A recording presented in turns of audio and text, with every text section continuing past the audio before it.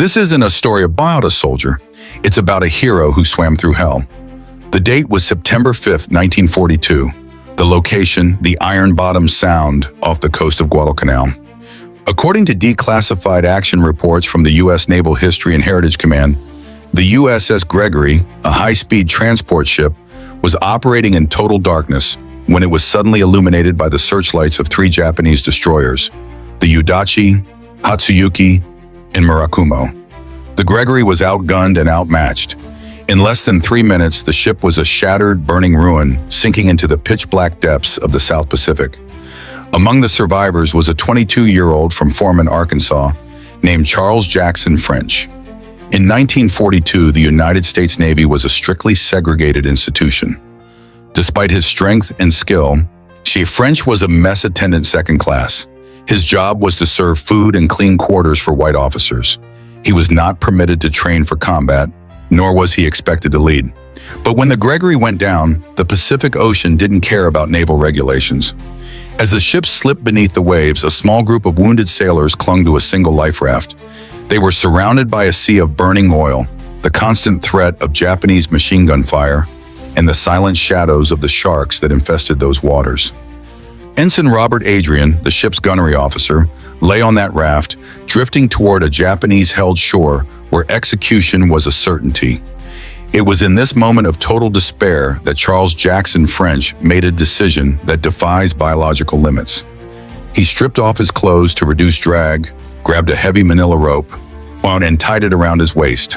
He attached the other end to the raft, holding 15 wounded white sailors.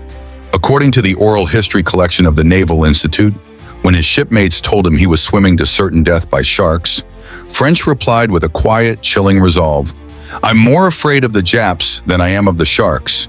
If we're going to die, we're going to die together." For the next 6 to 8 hours, Charles Jackson French became a human engine. In total darkness, with the salt water stinging his eyes and the weight of 15 grown men pulling against his spine, he swam. He didn't have a compass. He didn't have a light. He only had the strength in his shoulders and the refusal to let go. Naval researchers estimate he towed that raft for miles. He was staying afloat through sheer muscular endurance until they were finally spotted and rescued by a landing craft.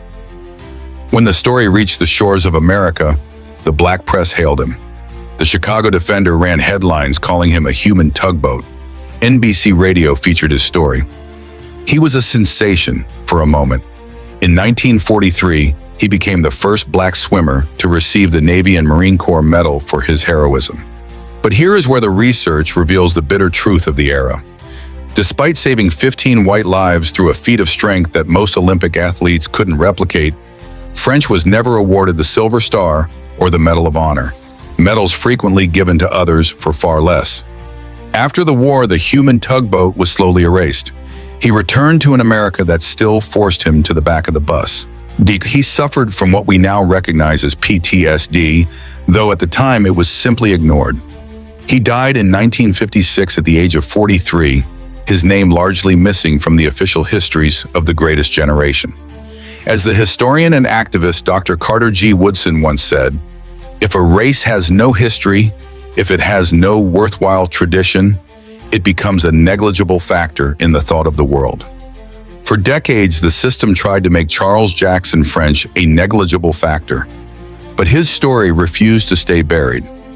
In 2022, 80 years after his swim, the Navy finally named a rescue swimmer training pool in San Diego in his honor, acknowledging that his endurance is the standard to which all elite swimmers should aspire.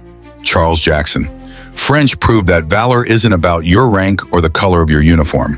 But it's about the iron in your will and the refusal to leave a brother behind, even in a country that hadn't yet learned to call you a brother. I want you to look at that 8-hour swim and ask yourself a hard question. In a moment of life or death, would you have tied that rope around your waist for people who wouldn't even let you sit at the same table as them? Is that the ultimate form of heroism? Or is it a tragedy that he had to prove his humanity in such a brutal way? I want to hear from you in the comments. I'm asking for a single word to describe Charles Jackson French, and I want you to share this video. The algorithm doesn't promote stories of black strength that challenge the status quo. So it's up to you to make his name viral. Hit that follow button and join us at Black History Unfiltered. We don't just tell the past. Well, we honor the giants whose shoulders we stand on.